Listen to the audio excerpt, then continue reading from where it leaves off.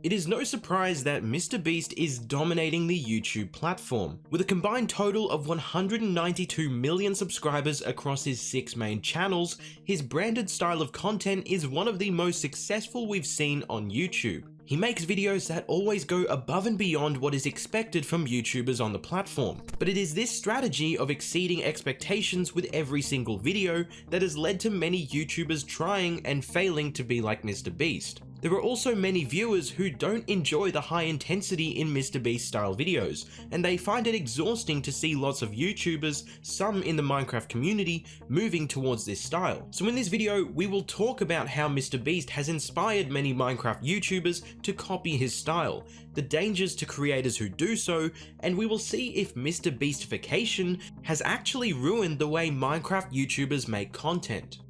Now I'm going to see a lot of comments saying that I'm being ridiculous and that I'm trying to stir up drama for saying that MrBeast is ruining YouTube with his content style. But let me be clear, I appreciate MrBeast and the sheer amount of effort he puts into his content. There is no denying that he makes good content for a lot of people, and I'm not trying to step on that. What we are here to talk about is how his style has been copied across YouTube and how people feel about it. Starting off, let's look at this post made on Reddit, which spoke directly about the MrBeast era of YouTube. Here is what it reads. I'm so sick of how optimized everything is. I feel like everyone is trying to make their thumbnails more and more like MrBeast. They have over-exaggerated faces that they would never express naturally. YouTube has never lacked so much personality, originality, and flavor before. Everybody is putting on a mask of who they aren't because they think it will make them succeed or get large numbers. No one is doing an idea because they think it would be funny, interesting, or entertaining to do. Just the, oh, this is gonna blow up and get me 1 million views. I also hate fast pacing too. Some videos I click on and there's so much fast talking with so much B-roll and sound effects every second and frame. Like bro, this isn't a kid's cartoon, I want to watch something.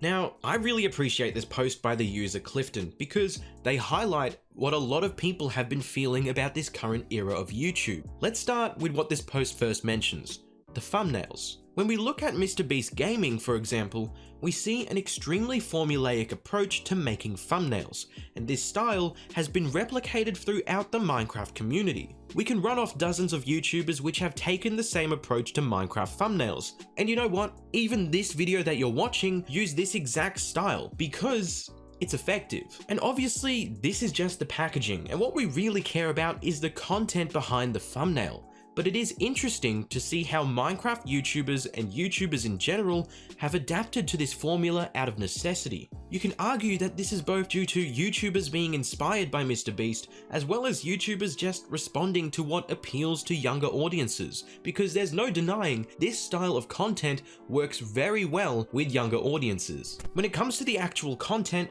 we notice that most videos in the Minecraft community are trending towards challenge style content. It's not surprising, because MrBeast has proven that challenges are extremely engaging, so any YouTubers seeking to maximize their growth will end up being inspired to take on the challenge format. In fact, some of the biggest Minecraft trends we have ever seen have all followed a challenge style approach. During the pandemic, Minecraft butt videos had taken over the community, and while they are not at peak popularity now, they are still all over the platform. Let's look at other trends. Minecraft 100 days, Minecraft manhunts, Minecraft speedruns, Minecraft escape rooms. All of these trends have a challenge aspect to them, and they have been successful due to a more challenge-engaged platform. In other words, there are lots of viewers who want to watch these challenge-style videos, so that is why YouTubers across the platform are following in the footsteps of MrBeast. So all in all, we've looked at how YouTube videos are trending towards the same thumbnail format, and that challenge videos are oversaturating the platform due to their success with certain demographics. But let's talk further on the format of the videos themselves before we answer the question in the title. I know you want an answer to this, but we need to build up to it with some discussion before we jump ahead to an answer. What do we tend to see when we watch a MrBeast video? Well, there is always a grand sense of scale in the videos. There is rapid pacing and editing, mainly in the first 30 seconds of the video, and there is an intense amount of enthusiasm from people featuring in the video, like MrBeast. These are all common elements of a MrBeast video, and while we have seen many YouTubers in general copy these techniques, I want to use Minecraft YouTubers as the focus when I explain these elements further. Now let's talk about the grand sense of scale element. MrBeast always goes above and beyond with the content he produces. I think that is undisputed. Whether it be massive productions, high financial investment, or an insane time commitment, these all act as a way of making a video feel like a grand event that intrigues many viewers. This also applies to the MrBeast Gaming channel. Here are some video titles from that channel: Extreme $1 Million Minecraft Challenge, 1000 vs 1000 Player War, and even a video titled World's Largest Challenge. That last video wasn't even joking. It was literally a Minecraft challenge video where 2,000 people competed for a $50,000 prize. While these challenges are certainly not easy to replicate, we have seen certain Minecraft trends which have acted to build that sense of scale through other means. For example, Minecraft 100 Days content does exceedingly well in the algorithm, mainly due to the time commitment involved in making the videos. But as we started to see more and more 100 Days YouTubers come to the scene, it was becoming harder to stand out, so YouTubers had to improvise and adapt and try to create new twists onto the genre in order to make themselves popular. And then we ended up seeing Minecraft 1000 Days content appearing on the platform as a way of going above and beyond the time commitment that 100 Days YouTubers were already making. In other words, when YouTubers push the limits of content creation, it becomes even harder to stand out and be bigger and better than everyone else. There is a lot of competition on YouTube, not just in competing with similar YouTubers, but also competing for the attention of the average person. And the reason why I mention this is because a lot of people like to blame MrBeast for bringing so much competitiveness to the platform and bringing this idea that bigger means better. This idea of making each video better than the last does ensure that people return to your channel, but this strategy has a downside of pressuring YouTubers to be constantly innovative. It can be very expensive and exhausting to exceed expectations with every single video, and even if it seems like it works for MrBeast and some other YouTubers, it might not be the best strategy for all YouTubers on the platform. But let's move on to the next and probably more interesting element in a MrBeast video: the editing style. Whenever you watch a MrBeast video, you'll notice that they always have really fast pacing. To demonstrate this, I took the effort of counting how many jump cuts and text layers MrBeast uses in the first 30 seconds of some of his most recent gaming videos. What we gained from doing this is we could see just how much editing is used in the introductions of MrBeast gaming videos. Now, I do have to admit, this may not be the most accurate data because it was manually collected and it took a fair bit of time to actually sit through some of the MrBeast videos. But after taking this data and creating some visualizations, we noticed that most videos tended to have 20 jump cuts in the first 30 seconds. As for how many different subtitle layers appear in a given video, we notice that this is very varied. Some videos had almost no text in the intro, whereas other videos heavily relied on text. A most extreme example was this video, in which 18 text layers were used in the first 8 seconds of the video. The idea behind this editing style for the intros is to visually overload the viewer into watching the video further. It's most important to note that the most rewatched moment in most MrBeast gaming videos is the intro, likely due to people needing to play it more than once to understand what is going on. Obviously, this might not be the only reason, but it's definitely a likely scenario. And despite this, it is still really effective, and it is the reason why we see many other YouTubers adopting this same editing style. Let's look at a Minecraft YouTuber, Preston Plays, for example. I already showed some of his thumbnails being similar to the MrBeast formula, but let's actually look at a couple of his videos. So this is the channel trailer for Preston Plays, and as you can see with the hotspots on the timeline, there is a very big spike at the start of the video. This may be because people are rewinding to watch the intro more than one time, and you'll see why. I am literally gambling away my life. My goal is to have 1 million hearts by the end of this video, but trading my hearts is the only way to get there. Just looking down from this tree literally gives me a heart attack.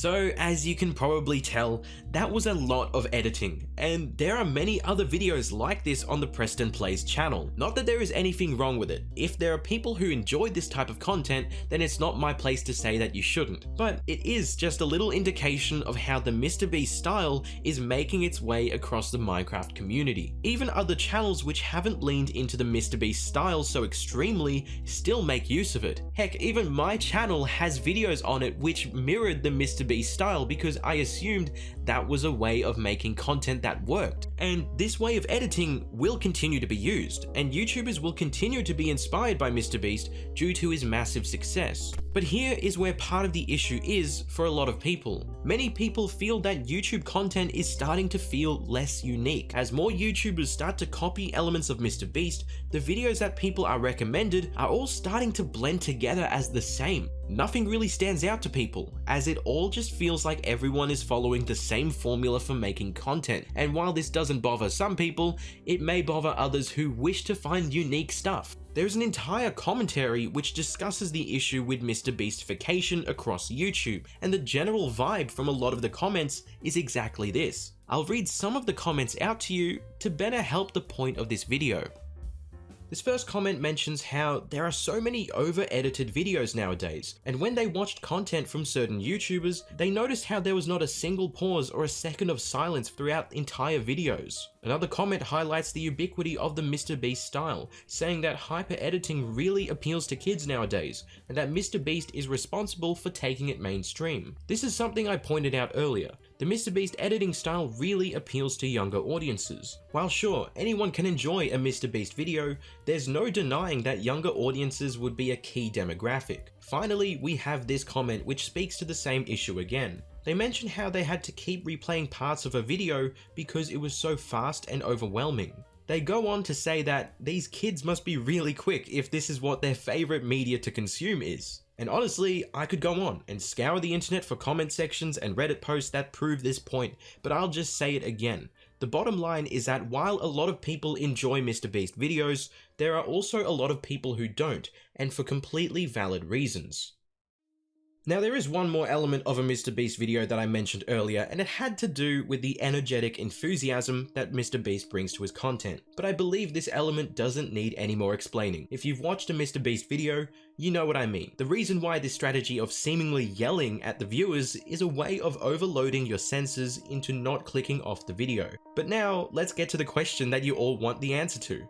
Did MrBeast really ruin Minecraft YouTubers? Well, I want to say yes to an extent, because there are a lot of creators who think that the only way to make successful content is by following the methods of MrBeast. MrBeast is an authority figure on YouTube. With over 100 million subscribers, of course people are going to look up to him, study him, and analyze him. While it's okay to be inspired, YouTubers need to realize that copying MrBeast or any other YouTuber entirely is not necessary to be successful. I'd say MrBeast has ruined Minecraft YouTubers who have been burnt out trying to be just like him. YouTubers who think that the only way to success is by copying the top of the game are putting too much pressure on themselves. And the end result of this is just a lot of YouTubers trying to be something they are not, losing their personality and creativity in the search of becoming famous. When everyone has this same motivation, then it leaves viewers with less genuine content on the platform. So you can see why a lot of people are upset, as I've shown,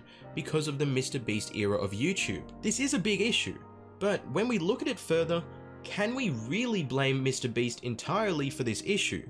Not really. We can attribute the style to him and making it mainstream, but at the end of the day, competition has always been a part of YouTube. People have always been trying to be innovative, and people have always been trying to become famous through any means necessary. Back in the day, YouTubers used to copy PewDiePie when he became successful making Let's Play videos. This resulted in a lot of similar Let's Play videos being made across the platform, and it made it really difficult to stand out. And now, we have YouTubers copying MrBeast, and the exact same things are happening. But here is a final message I want to leave for any YouTubers and not just Minecraft ones. Ryan Trahan was asked about MrBeastification in an interview with Colin and Samir, and he made this really nice response.